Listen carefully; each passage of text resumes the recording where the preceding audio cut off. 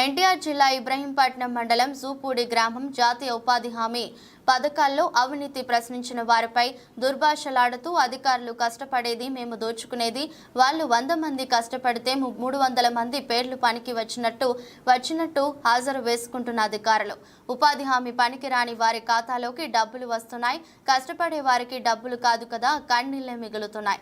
తక్షణమే అధికారులు స్పందించి దారుణానికి పాల్పడ్డ అధికారులను వెంటనే ఎంక్వైరీ చేసి సస్పెండ్ చేయాలని కోరుతూ మా శ్రమంకు తగ్గ ఫలితం ఇవ్వాలని కోరుతున్న ఉపాధి హామీ కూలీలు.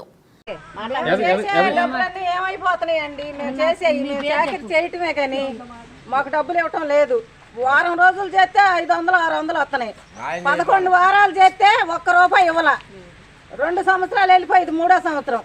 మరి మేము ఎట్లా కరువు పనికి వచ్చి ఏమి తిని రావాలి? ఎలా చెయ్యాలండి? ఎట్లా మా బతుకుతారు? మరి కరువు పనికి వస్తేనే మాకు జీవనం కదా. ఎర్రని ఎండలో మరి ఏం చేయాలి? మేము చేసే ఎళ్ళకాడ ఉన్న వాళ్ళకి మచ్చలు వేస్తున్నారు. ఆ డబ్బులు ఏమైపోతున్నాయి? చాకరీ చేసే వాళ్ళకి డబ్బులు ఇవ్వట్లా. మరి ఎట్లా మా పరిస్థితి ఏంటి? 100 మంది పని చేస్తే 500 మంది 300 మందికి మచ్చలు వేస్తున్నారు. 100 మంది చేస్తే మరి ఎట్లాగా? మరి అసలు ఆ పరిస్థితి ఏంటి? మరి మా చేసే వాళ్ళ పరిస్థితి ఏంటి? మేము ఏమైపోవాలి చాకరీ చేసి? అలాగేనండి, మేము అసలు కరువు పనికి ఎర్రని ఎండలో వచ్చి శాస్త్రాలు చేసినా సుఖం లేదు. ఎట్లాగా ఉపాధి హామీ పథకం అని మేము వస్తున్నాము. రోజుకు 200 కూడా పడతలా. ఛార్జీలు బాను 150 180. ఈ రకంగా అయితే మేము ఎట్లా చెయ్యాలండి? 150 180 రూపాయలు అయితే ఎట్లా? ఛార్జీలు ఏంటి? ఆటో కట్టించుకొని అక్కడ పని ఉందంటే అడగ బాటో, వేరే వాళ్ళకి బాటో. మా చేసిన చాకరీ ఏమైపోతుంది? ఒట్టాళ్ళకి ఇళ్ళ కాడ ఉండే వాళ్ళకి మచ్చర్లు. ఆ మచ్చర్ల డబ్బులు ఎవరు తింటున్నారు? ఏమైపోతున్నాయి? చాకరీ చేసిన వాళ్ళకి ఇవ్వటం లేదు. 11 వారాలు చేశా నేను, 1 వారం డబ్బులు కూడా ఇవ్వాల.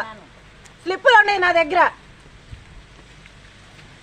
అదేమంటే మానేమమ్మా, నువ్వు నీ పంచం లేదు తీసేయి, నువ్వు రాబాకు అని అంటారు. మా అడిగితే రాబాకమంటావు. ఎవరండి?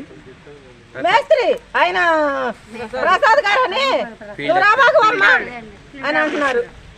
11 వారాలు చేసా, 1 వారం డబ్బులు కూడా ఇవ్వలేదండి. మరి ఎట్లాగా? మాకు న్యాయం చేయండి.